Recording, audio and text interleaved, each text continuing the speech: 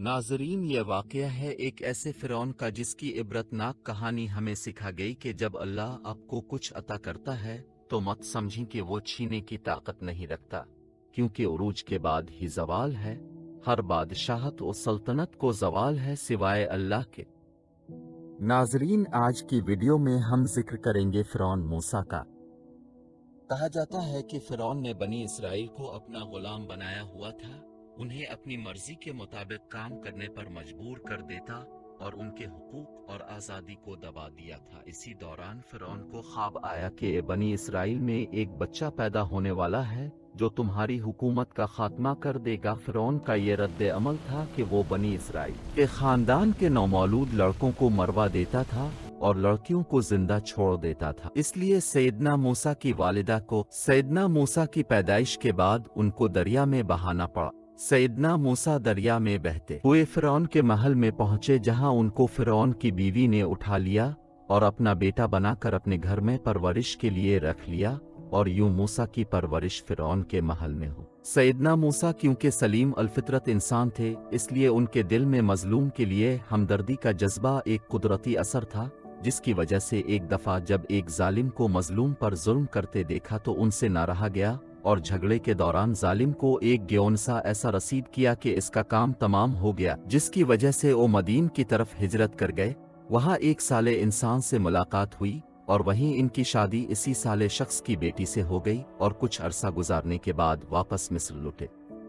मिस्र से वापसी पर तौर का वाकया हुआ और परवरदिगार ने मूसा को पुकारा कि तुम दोनों यानी मूसा और हारून हमारी निशानियां लेकर जाओ और कहो कि हम तमाम जहानों के मालिक के भेजे हुए हैं और इसलिए आए हैं कि अब हमें बनी इसराइल को साथ ले जाने की इजाजत दे। ये सुनकर फ़िरौन ने कहा, अगर तुम कोई निशानी लेकर आए हो तो लाओ, अगर सच्चे हो तो मूसा ने अपना असा डाल दिया, वो फौरन एक अजधा बन गया और अपना हाथ गिरेबान में डालकर निकाला तो देखने वालों के सामने जगमगाने लगा। सैयदना मूसा फ़िरौन के दरबार में दोनों मौजिज़ात पेश करते हैं, लेकिन फ़िरौन और उसके दरबारी ईमान नहीं लाते, बल्कि वो मौजिज़ात को जादू से ताबीर करते हैं।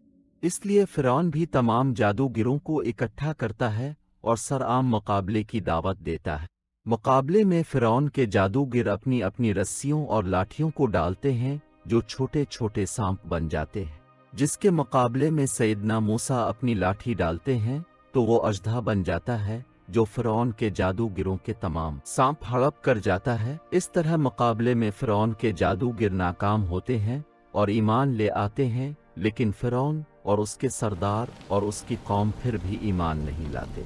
फ़िरौन और उसकी कौम बार बार अजाब में मुब्तला किए जाने के बावजूद ईमान कबूल नहीं करते हैं। गो के अजाब के वक्त तो वो वादा करते हैं कि अगर अजाब टल गया तो वो अहल ईमान हो जाएंगे, लेकिन ना तो अजाब की हालत में अहल ईमान हुए और ना ही अजाब टलने के बाद, बल्कि आखिर वक्त तक मूसा और उनकी कौम को तंग करते रहते।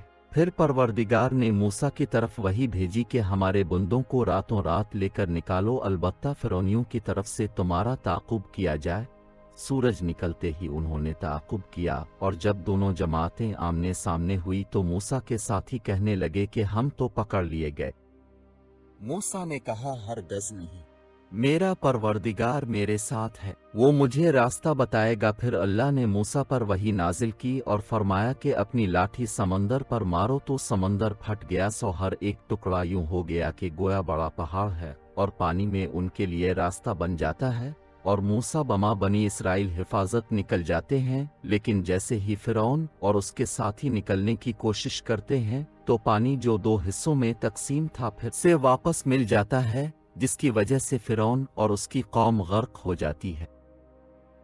दोस्तों, फ़िरौन की ज़िंदगी से हमें ये सबक मिलता है कि गुरूर और तकब्बुर इंसान को बर्बाद कर सकते हैं। फ़िरौन अपनी क़ुव्वत और ताकत में इतना मगरूर हो गया था कि वो अपनी अक्ल और इंसानियत को भूल गया। फिर अल्लाह ने इससे इसकी सल्तनत छीन ली और इसे गर्क करके दुनिया वालों के लिए इबरत का निशान बना दिया। मज़ीद मालूमाती वीडियोज़ के लिए हमारे चैनल टाइम ट्रैवल को सब्सक्राइब करें और बेल आइकन प्रेस करें।